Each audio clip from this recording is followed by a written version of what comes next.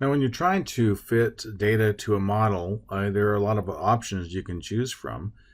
It's important to look at, if you're going to do regression, you can look at look at your data, and you can first visually inspect what it kind of looks like, and then try different logistics, or I should say logistics, but different models that might work, and see which one has the best R value, and you want your R closest to 1 as possible.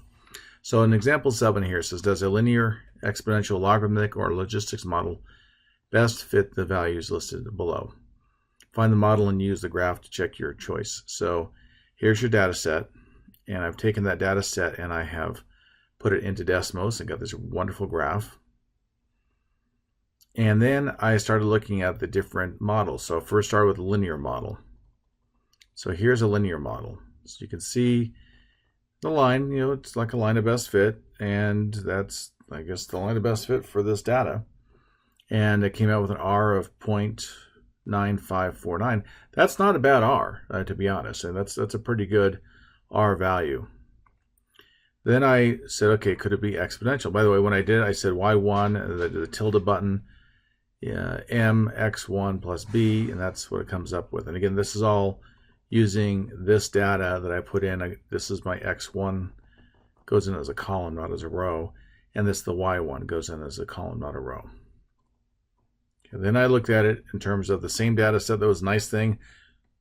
I kept the data set, and then I put in y1 tilde b e to the x1, and this one, not at all. I mean, this is a horrible, this one doesn't even come close. And you can see it doesn't look exponential either. So, I mean, I'm trying to think, is there a better way I could have put it in there? But it's a negative 2.04 for the R squared. So it's a horrible model, doesn't fit. And then we look at, I did the logarithmic model. So I wanted tilde a natural log of x sub 1. And that looks spot on. That is, I couldn't imagine it fitting any better than that. That is, I mean, I almost wonder if the data was derived using this formula. So R squared's 1, so R is 1. Okay, that one's great. And then I did, just to do it because it asked us to, the logistics growth model. And I did y1 tilde c over 1 plus a e to the negative bx1.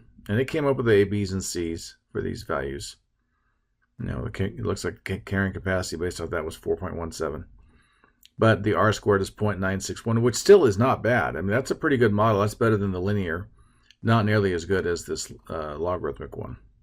But, so this is just what I'm trying to show. This is an example of using all four different models in looking at this data. So clearly on this one, the winner was the logarithmic model.